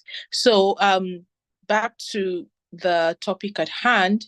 There are a couple of questions that the organizing team had shared with panelists that we needed to touch on and everything, but I would really like to start with the very first one that speaks to integrating environmental and social impact into business models. I would like to state this, and I think it was Favor that said that around businesses actually listening to their customers, operations, and how businesses eventually operate in a sustainable world. And I would like to also add to that by saying that in the future, in where we are going to within the sustainability arena that we're looking at, really what will matter at some point would be how sustainable businesses are and how they've considered sustainability into their operations, into their business models, into their financial strategies and all of that. Back to why businesses should even integrate environmental and social impact into their business models. I like to say that it will determine how much money you make in the future. The investors that are willing to put money into your business would be determined by how much your business is even sustainable, because in the long run, people will start asking for accountability from even these investors and these funders, right? And then businesses will now begin to look at more people-centric models and approaches, moving from profit-centric models. They'll begin to look at what I would call the triple bottom line approach. They'll look at how does my product, the way I market it, I think it was Keisha or Andy that spoke to that. The way I market my products, the people I employ, what I sell, how does it contribute to the environment, how does it affect people and everything. While we're looking at profit, which is part of the triple bottom line, we'd also always look at how does it even affect people and how does it affect planet. And this is not just a conversation that will wave off by the side. It's something that will become core that will be at the core and central to the business operations. They would have these conversations in their core management and strategic meetings, discuss how their businesses affect people, planet, and how it relates to profit. So able to tie the financial gains of the business to the non-financial gains of the business. So this is something I wanted to quickly call out as to how businesses can begin to integrate environment and social impact into their business models. And of course, we can achieve, this approach, the people, planet, and profit approach, through different ways. We can start with corporate social responsibilities, by investing and implementing initiatives that even focus on the environment, making the environment clean, making the air cleaner, making it more habitable, not adding poisonous substances to the environment, but also building social equity, also adding to the actual livelihood of people. Yeah, this is one way that we can think through this approach through corporate social responsibilities. Another way is to, even from the word get-go, from the onset of the business, we are already aligning our business strategies with the United Nations SDGs. So you put your business goals side by side, the SDGs, and you begin to ask yourself, beyond profit, what does my business contribute to? What does it fit into? What is it solving? Because at the end of it all, SDGs are not made for a certain group of people. They're made for everyone. Everyone contributes to achieving the sustainable development goals. And everyone is not just NGOs. They're not just governments. That also includes the private sector, businesses, organizations, private institutions, for-profit organizations, and all of that. And of course, another approach that we can even look at in integrating environmental and social impact into our business models would then be integrated reporting. So at every point in time, when you're developing, when businesses are beginning to develop their annual reports, their annual performance reports and everything, they're not just looking at how much money they made. They're not just reporting on how figures went up, or in the case they didn't go up. They're also looking at what are the non-financial performance of our business that we had recorded this year.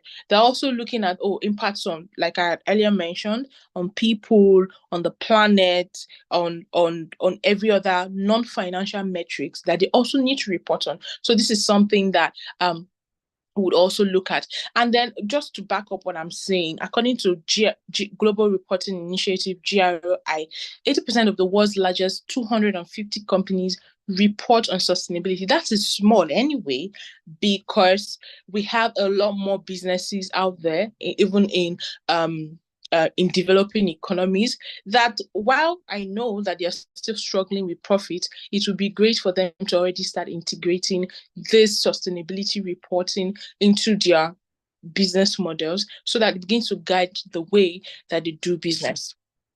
And then I will just answer the next question that speaks to promising innovations for a sustainable future. What are some of the innovations that we're already seeing that is contributing to sustainable futures?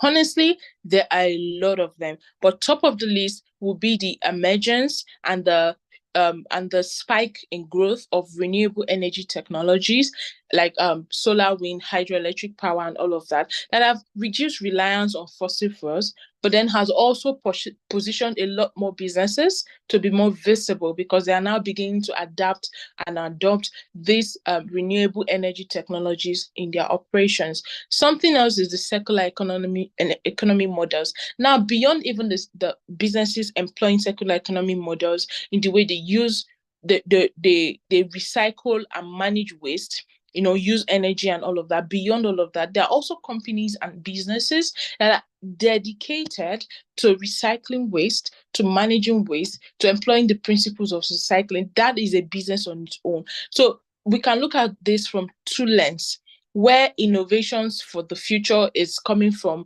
businesses adapting these principles in their own operations, and even businesses springing up to address the same issues. Of course, at the long run, creating jobs rather for people and improving the livelihoods of the communities and the societies where those businesses are located.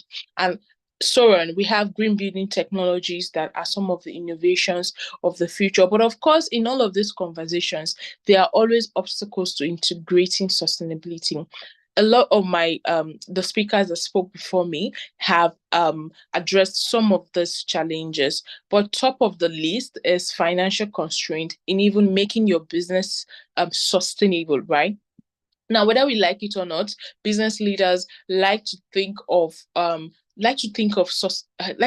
profit first, because honestly, they have operations costs to manage, they have people to pay, they have taxes to pay to the government, so they want to make money, right? So top of the list is, how would I still make a lot of profits while still integrating these sustainable technologies and sustainability initiatives into my business? And one thing I usually just tell people is that um, if you can just move beyond the short term the short-term benefits of your financial actions, if you can move beyond it to look at the long term and look at the ripple effect on investments that it will have for your business, then you will be more open to adopting some of the sustainability technologies and initiatives into your businesses. The list goes on and on when it comes to obstacles to actually integrating sustainability into the businesses of people, especially young people, really, who in most countries, I think it was Aishwarya that spoke to that, the legal contest and the economic contest and the political contest do not suit the adoption of these sustainable technologies. They don't have strong trade and business laws. It then becomes very difficult for any business who is trying to go that route to still be sustainable and be profitable at the same time. So this is where we also, branch off just a bit to look at the support of the government and the public sector for businesses and the private sector in becoming more sustainable. And of course, we look at the regulatory challenges, which I already spoke about, and that's something I think young people can pick up. We can pick up in really looking at how rather reviewing how businesses and public institutions, how they have deliberately incorporated laws, policies, and reforms that support sustainable businesses. I know Ishwarya spoke a bit to that, and then we could then propose recommendations and propose from the business angle, propose initiatives that they could implement that would help business leaders to become more sustainable. And then of course, that is not to be done single-handedly. It's going to be a collaborative effort between the public-private sector, because just the next question just here on the queue says, how can we even ensure collaboration for a supportive ecosystem? This now boils down to the collaboration that is going to exist between the public and the private sectors, the partnerships that will exist to make everybody believe that nobody is after anybody. Nobody means bad for anybody. We are all in the business of meaning good for people and for planet, but we also know that you must make profit. And not to also forget that in some societies where per capita index is really low, people, however, still rely on the how well businesses thrive in those areas for economic activities to be sustained. So we cannot really totally throw out the conversation of having businesses, but we can support them from the government angle to become more sustainable and help them provide policies for them that help them to integrate these initiatives. And of course, policy advocacy from businesses and and NGOs. Maybe there's a law or a reform that is not working, is not supporting the government in supporting businesses in being responsive to their environmental responsibilities or their responsibilities to people. They could, according to, I think it was Andy that spoke to that, when a shareholders resolution was drafted in Amazon, they could come out, and say something that this is what we think will help us to do our work better. And this is the kind of support we need from the government. And then they speak up. And then we would then have governments, of course, hoping that they respond to that and create ecosystems where businesses can thrive and a lot of that. Of course, at the global level, there are a lot of collaborative platforms that already exist that businesses can, for instance, leverage to address environmental concerns. One of it will be the Global Plastic Partnership that it's focused on addressing plastic pollution and driving systemic change. And then I would just like to, I know my time is going, but then I would like to speak to something else. What are some of the valuable skills and mindsets that that business leaders, future business leaders should actually have? I would like to start with, beyond the entire literacy conversation around sustainability that business leaders should have. The next, the second most important skill or mindset that they should have should be a systemic thinking mindset. So the challenges, I always tell people that the challenges we face right now do not exist in silos. They are interconnected. Something led to it, and it's going to lead to something else. So you can never think, as young people, as any age range whatsoever that is starting up a business, you can never think that just the way the good from your business has a ripple effect on people and planet, it keeps going. Same way, the negative impact of your business action and decisions has a ripple effect and it keeps going. So if business leaders actually sit at the table and view businesses as part of the larger ecosystem and sit down and say, you know what, this is what we're going to do, but how does it affect people? How does it affect planet? How does it affect the economy? How does it affect the social economic index? You sit down, you break down all of these things. Then you would actually reevaluate some of the business decisions and actions that you take. Oh, maybe we shouldn't even invest in starting this product line, or we should invest more in this product line, or we should form this collaboration and this partnership with XYZ businesses.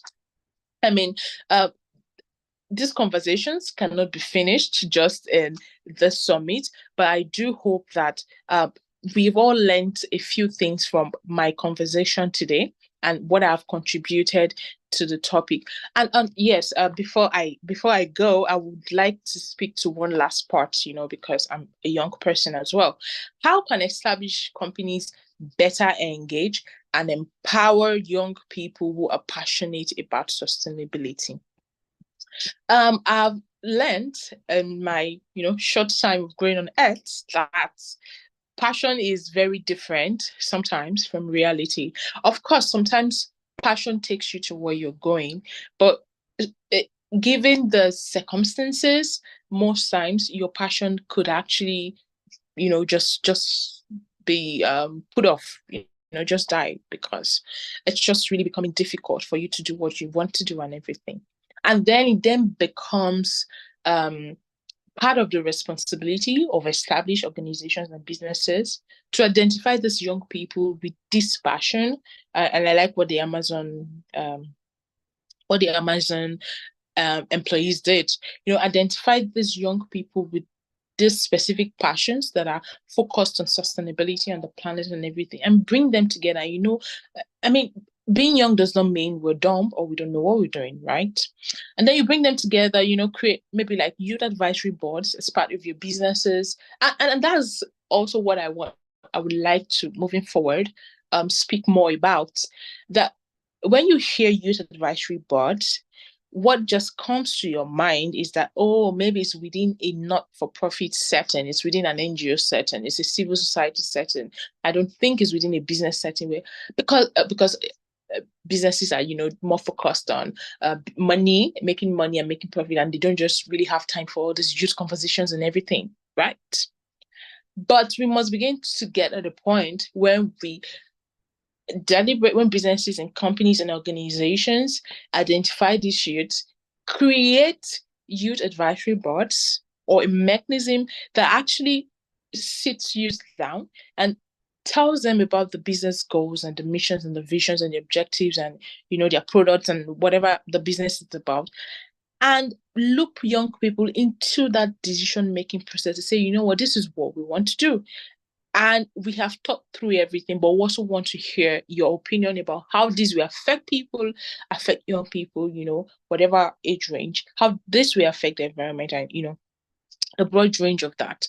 With that, I think that there will be a lot more, there will be a lot more organizations making more profit, because really what you produce, your product or your service is targeted at an audience. It's targeted at a community of people that are willing to buy it. So imagine if you had integrated these people to actually hear what they have to say with regards to what you're offering, your service or your product. Imagine, Mom, how much more money you will make. Because I'm, in having these conversations, I'm trying to balance it up with making profits, but also working towards the good and the good of the people. So imagine how much money you will make when you actually include youth voices in your products and your services. I would refer back to what the speakers said again, that businesses actually listen to us. So we can drive as consumers. From this end, we can actually drive sustainability from our own end. And of course, other activities like, offering internships and mentorship programs, which some organizations do, but organizations could do more to young people that already help them to start developing this business skills and career skills that will enable them to thrive within the business world, and not just thrive, but then also contribute positively. I always tell people that, yeah, we have got passion as young people, but if you want to convince your investors and if you want to convince your funders, passion is really not enough. There are other skills that you need to have built in terms of, say, for instance, negotiation, public speaking, advocacy skills, all of those skills that you should have built, business thinking skills. In getting your investors and getting the people who give you the money for your business, for instance, to be on your side, and your shareholders as well to be on your side. So all of those skills are things that youths can actually learn and then begin to use it to advocate for more transformative business reforms, from their end. And I would like to really I would like to, finalize my conversation by saying that business is a beautiful tool for tackling climate change, for tackling environmental issues, and for creating a sustainable future. For instance, there are businesses whose supply chains have facilitated the transfer and facilitated the movement of low climate technologies, for instance, low carbon technologies to other parts of the world. That is business. It's not, that wasn't an NGO's work, that wasn't a government work. So what I'm trying to say is that there are potentials for good, for massive, major good from businesses if they are willing to, and if they have the support. And of course, there are a lot of organizations, the WTO, the UNCTAD, a lot of organizations that are willing to actually support businesses to transition from just thinking about profit to thinking about people and the planet. And I think one of the advocacies that we should put forth is to, enlighten businesses about the opportunity that exists for them to actually do social good to be good even while making profit, and then facilitating the connection of these businesses to those people and these institutions that are willing to help and to create this massive change. I think I have said a lot, so I would be ending here. Thank you so much, partner, and it was great speaking at the EcoTeens Summit.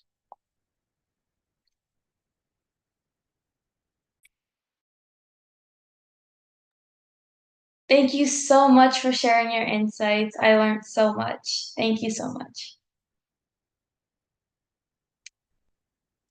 Now I'd like to move to our seventh speaker of the day, Kesho Isaiah.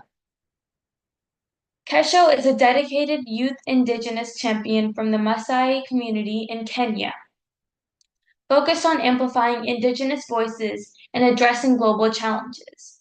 With over 4 years of experience in climate and environmental advocacy, he has volunteered in various movements pushing for climate justice.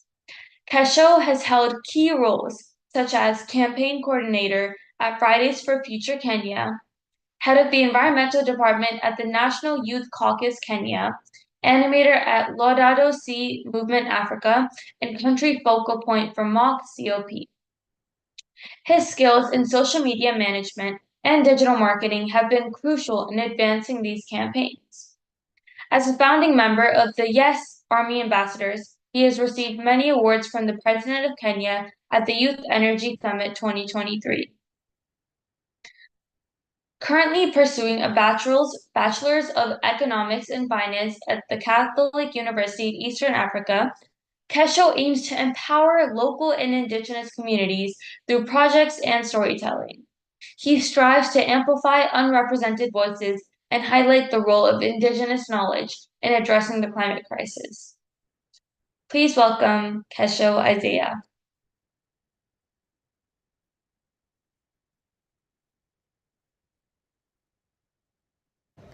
Hello everyone, thank you for inviting me for the EcoTeens Greenpreneurs Summit. I'm so glad to be sharing with you my personal connection, the importance of sustainable business, the future of sustainable business.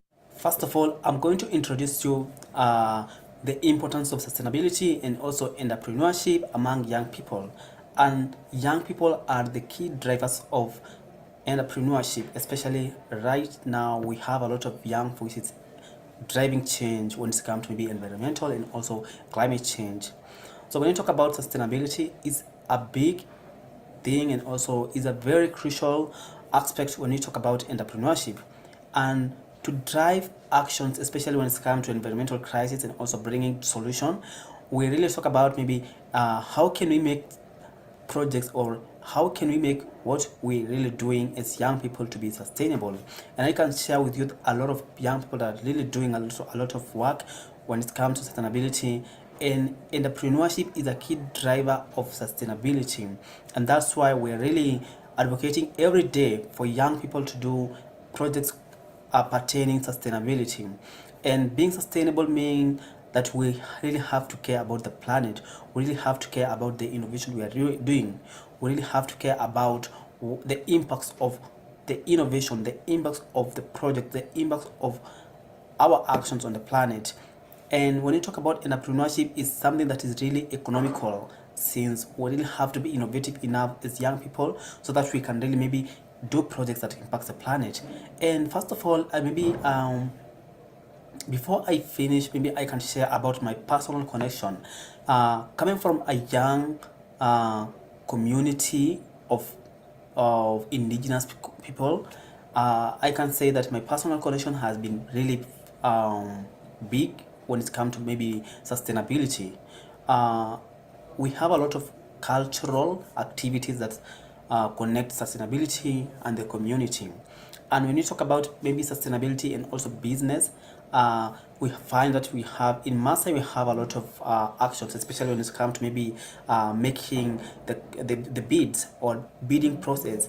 And the bidding has a very unique aspect of sustainability, whereby you have to make the bidding and it doesn't go it doesn't get torn for a long period of time, and also it's a sign of beauty, and also it's sustained the community because they sell this as a sign of an economy, or they sell them to sustain their living.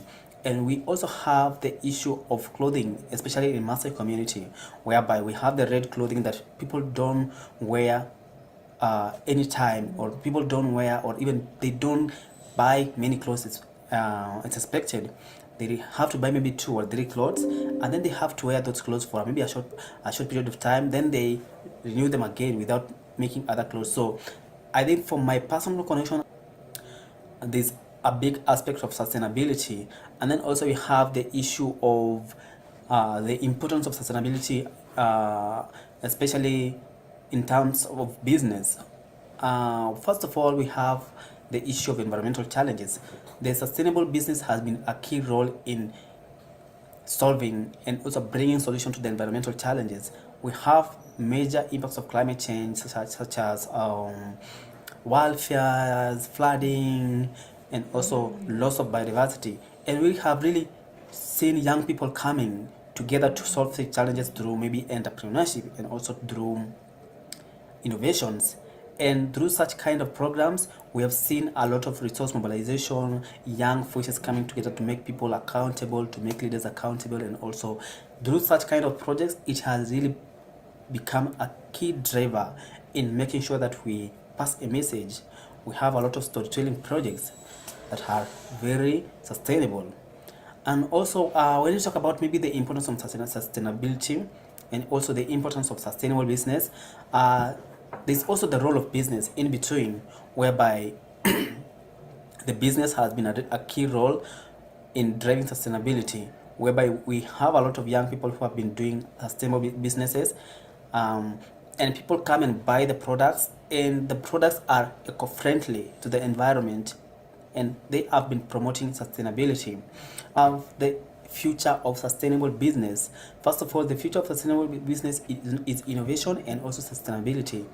And we can highlight the examples of such kind of sustainable and also successfully integrated sustainable business in most of the operation.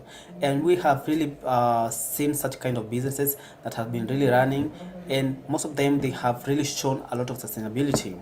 We have those young people that are really trying to do projects where it's counter storytelling, sharing about their communities, sharing about what they are doing, and they have been selling their stories to the world and maintaining the sustainable future for all. And also, when we talk about maybe the trends in green business, we really have a lot of emerging trends in business.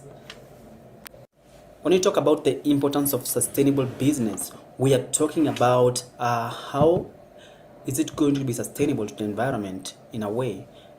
Apart from being profitable, how can it be sustainable to the environment and also at the same time being profitable? And the first thing is that the importance is really highly valuable when it comes to environmental protection. We've seen young people doing a lot of environmental protection projects, and also a lot of environmental friendly, like eco-friendly projects. Also, we have economical benefits. Yeah, a lot of sustainable projects, and also a lot of maybe sustainable businesses ensure that they reach their goals, they reach their targets, in making sure that they also benefit from what they're doing, because at the same time they really incur costs in developing such kind of projects. And the other thing is that regulation compliance, and yeah, we have a lot of issues when it comes to maybe to taxing and such kind of thing, and such that when regulations are there to maybe make eco-friendly projects, it has to be regulated in a way whereby making sure that we really make accountable to those people who are really doing a lot of projects that are not friendly to the environment. So it has really helped in terms of regulation and also creating such kind of rules. Especially in Kenya, we have NEMA that really ban plastic bags, and it really created a lot of regulation to such kind of actions. And also we have risk management. Yeah, when you talk about maybe the sustainable business, it helps in regulating a lot of risks, and also ensuring that they reduce the risks that may be incurred during maybe other projects that maybe are not sustainable to the environment. And before we finish, maybe we can talk about maybe the future of sustainable business. The future of sustainable business, we have now the issue of technology, advanced technology. And when we talk about technology, we talk about maybe renewable energy. That's where the world is moving at the moment, especially when it comes to maybe AI. So we have to think about how can AI can really maybe promote sustainable business. And also we have sustainable finance, and also sustainable finance is also a key to economic development. And also we have corporate transparency. When we talk about corporate transparency now, we have to maybe make sure that we really have CSR projects, and also we have projects that are really sustainable to the environment. And also we have the innovating technology, as I talked earlier about AI, which is now upcoming. So yeah, as young people, we really have to think how AI is going to maybe help in promoting sustainable business. And the last thing is also maybe the action and also step for aspiring entrepreneurs, and what are they going to do maybe for them to also to drive in such kind of projects, or maybe to steer such kind of projects in their locality, or even in where they're doing. Maybe they can share the three of them. Maybe the first thing is maybe you identify the opportunities that are in that business, and also you identify the opportunities in regards to your passion. So after identifying your opportunities, you can now drive change through innovative projects when it comes to environmental sustainability. And then the second one is maybe sustainable mode, which is in regards to maybe sustainability. So the future of sustainability is tied to the sustainable mode. And then the last one is maybe overcoming the challenges, which is now the biggest issue that comes when it comes to maybe sustainable businesses. And that comes when you want to do a business, and you really have to sit down and maybe identify the challenges that maybe you overcome on the way. It can also help you sustain the business. And lastly, maybe you can share them on the video and also in my presentation. Thank you so much for watching, and welcome, and also thank you for having me as part of the speakers in Ecopreneur Summit. Cheers.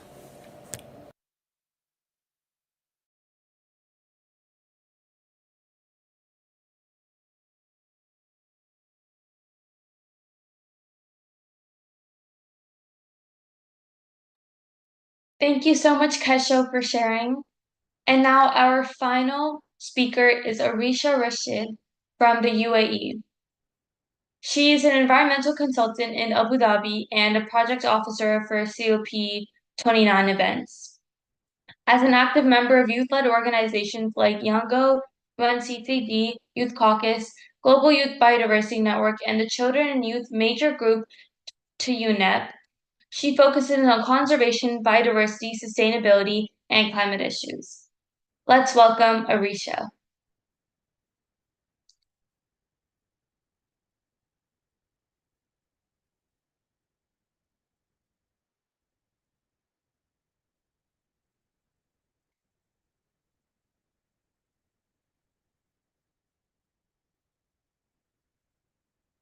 Hi, good morning, everyone. My name is Arisha Rashid, and today we are going to dive into an interesting topic of how the business can shape the sustainable future, where we will be connecting the strategies of the business with the environment, with climate change, with biodiversity, and the sustainability. So let's quickly get ahead and let's start the discussion by talking about a story regarding IKEA. So let's see what we have in here. So let's kick things off with a real example. So in 2023, IKEA pledged to become climate positive by 2030. What does climate climate positive means? It means they aim to reduce more carbon emission that they produce, not just cutting down on emissions, but actually removing them from the atmosphere. I feel this move really highlights how urgent it is for the businesses to adopt sustainable practices. It's not just about being eco-friendly anymore, it's about survival and success in a changing world. This story shows how closely linked our businesses practice are with environment, climate change, and biodiversity. So companies like IKEA are leading the way, showing that large-scale change is possible. Now, let's explore why sustainability makes good business sense. Let's see. So, sustainability isn't just good for the planet. It's a smart business. Companies that embrace sustainability often see long-term cost savings because they become more efficient and reduce waste. For instance, using renewable energy can lower operational cost over time. Plus, 73% of the consumers worldwide are willing to change their habit to help the environment. This means there is a huge market for sustainable products. Think about Patagonia. Their commitment to the environment has earned them loyal customers and boosted their profits. They don't just sell product, they sell a philosophy that resonates with people. This shows that being green can also, can mean seeing more green in your bank balance. By adopting sustainable practices, businesses can attract dedicated customers who care about the planet. Now, let's look at how climate change impact business. So let's first talk about the climate change. Climate change means long-term change in weather and temperatures, mostly caused by human activities like, burning fossil fuels, deforestation, etc. This affects businesses in many ways. It can disrupt supply chains when extreme weather damages infrastructure or delays transportation. It can make resources go scarce, like water for irrigation or rare minerals for electronics. Businesses also face, strict regulations as governments push for lower carbon emissions. For example, the fashion industry struggles with water shortages for growing cotton and higher costs due to climate rules. I think businesses must adapt to these challenges to thrive. They need to innovate and find new ways to operate sustainability. Addressing climate change isn't just about avoiding risk. It's about seizing the opportunity to innovate and lead. This is what I can say. Moving ahead now, let's discuss the importance of biodiversity and how business can protect it, like my favorite part here. So biodiversity means a variety of life in different habitats, from the smallest microorganism to the largest animal. Basically, it means the diversity of life. So business activities can impact biodiversity through things like, deforestation or pollution, which can harm essential services like clean water, fertile soil, and so on. For example, a coffee company that sources shade-grown coffee helps preserve the forest habitats and support wildlife. This not only benefits the environment, but also ensures a sustainable supply of coffee. Great, right? Businesses depends on healthy ecosystems to provide the resources they need. So protecting the biodiversity is their best interest. We all need to understand by integrating biodiversity into their strategies, business can help maintain the ecosystems they rely on and support the health of our planet. So sustainable sourcing, practices and protecting natural habitats are ways businesses can make, a difference. Now, let's move on to some business models that promote sustainability. So, businesses can adopt sustainable models like the circular economy, which designs out waste and keeps products in use. In a circular economy, products are designed to be reused, repaired, and recycled, creating a closed loop system, you can say. Another model is becoming a B Corp, which means meeting high social and environmental standards. B Corp are companies that balance profit and purpose, considering their impact on workers, customers, suppliers, community, and the environment. Let's take the example of IKEA. IKEA uses circular economy principles, designing furniture that can be deassembled and recycled at the end of its life. Ben and Jerry's, it's famous for its commitment to social justice and the environment, using sustainable sourcing for their ingredients and promoting environmental causes. So these models show that sustainability and profitability can go hand in hand, leading to a long-term success. Let's move ahead and let's look at some innovations that are driving sustainability. Here we can see renewable energy, sustainable packaging, and so on. Let's see. So I feel innovations are key to driving sustainability. Renewable energy sources like solar and wind, they reduce our dependence on fossil fuels, which are a major contributor to climate change. These energy sources are becoming more affordable and efficient, making it easier for businesses to adopt them. Sustainable packing, such as biodegradable materials, cuts down on plastic waste that pollutes our oceans and harms wildlife. For instance, many companies are switching to plant-based plastics or using minimal packaging to reduce waste. A very good example is of Tesla. It's a great example.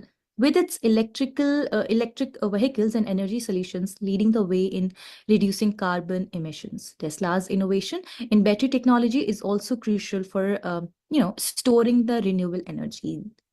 So these innovations show that technology and creativity can help solve some of the biggest environmental challenges.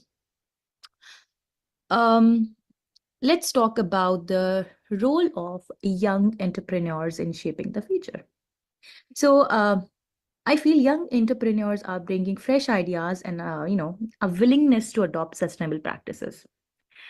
They often have a different perspective, seeing sustainability not just as a constraint, but as an opportunity, I would say. For example, Boyan, he started the ocean cleanup to remove the plastic from our oceans. His innovative approach involves using advanced technology to clean up large area of ocean plastic efficiently. Lay, on the other hand, founded Food Rescue Hero to connect, where there's excess of food with those in need, reducing food waste and addressing hunger. These young leaders show how innovative thinking can drive real changes. They are using their creativity and passion to solve, pressing environmental issues, and inspiring others to do the same. So young entrepreneurs are proving that age is no barrier to, in making a significant impact on the climate and, biodiversity or environment. Moving ahead, next, let's see some practical steps business can take to implement sustainability.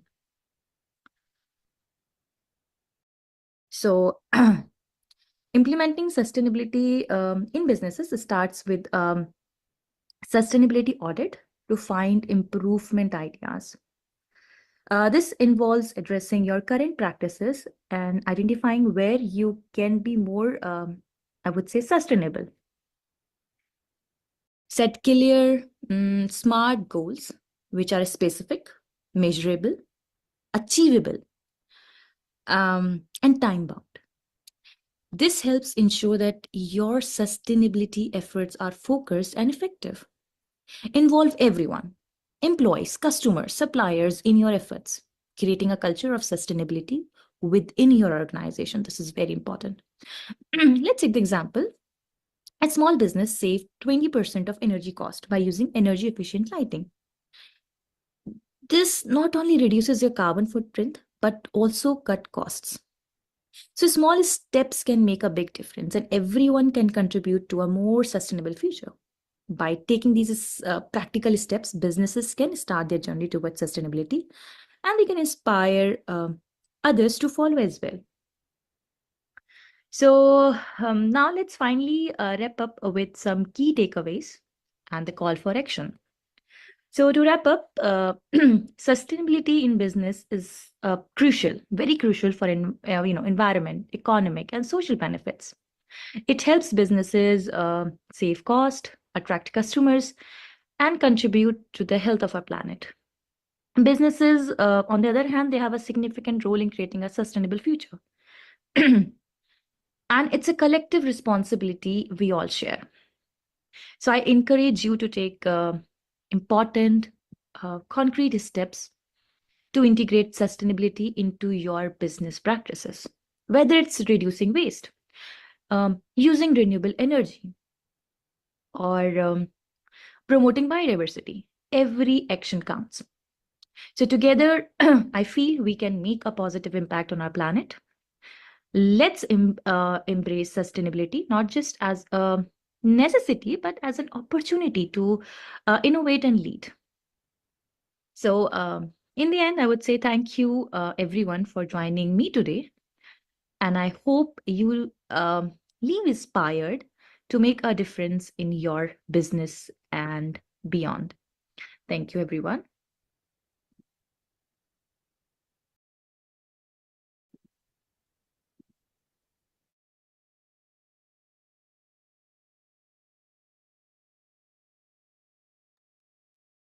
Thank you so much, Arisha, for sharing that. That was very insightful. So now to conclude this summit, I'd like to bring to light one of my campaigns called the Plus the Cap campaign, which EcoTeens has launched 1 year ago. So here's the QR code for this. So this is the Plus the Cap initiative, and this shows you why keeping the cap on is a game changer for recycling things. The QR code is now on the screen. So basically, as recycling technology advances, it becomes more efficient and eco-friendly. Modern methods involve grinding plastic bottles into flakes and thoroughly washing them. However, caps are often made of a different type of plastic and can float during this washing process, making them tricky to separate from the bottle flakes. This separation demands extra time, energy, and resources. By keeping the cap on, you help streamline recycling operations, making a significant impact on the efficiency of the process. But it's not just about convenience, it's about making a difference in sustainability. Let's make Plus the Cap a global movement. Raise awareness in your communities, schools, and social gatherings. Encourage responsible recycling practices at parties, celebrations, and even cruises. Spread the word about how keeping the cap on contributes to a more sustainable future. If you want to be part of this movement, and I really strongly recommend that you do, visit ecoteens.org, that is ECOTEENS.org, to sign the petition and join the effort to make recycling more effective for everyone. Finally, as we wrap up the Greenpreneur Summit, Shaping Business Futures for a Sustainable World, I would like to extend my heartfelt thanks to all of our esteemed speakers. Your insights, passion, and dedication have truly illuminated the path forward for sustainable business practices. Each of you has contributed invaluable knowledge and perspectives that will help shape the future of green entrepreneurship. Your discussions have not only inspired us, but have also equipped us with the tools and motivation needed to drive meaningful change. We encourage you to continue spreading the message of sustainability beyond just this summit. Share your wisdom, advocate for innovative solutions, collaborate with others to amplify the impact of your work. Together, we can make a profound difference in creating a more sustainable world. Thank you once again for your remarkable contributions and for being a part of this important conversation. Let's keep the momentum going and work together to build a brighter and greener future. Thank you, and do not forget to check out ecoteens.org for the initiatives in progress and also our podcast called The Green Stories, where we have much needed conversations with thought leaders and climate activists across the world. Thank you, everyone.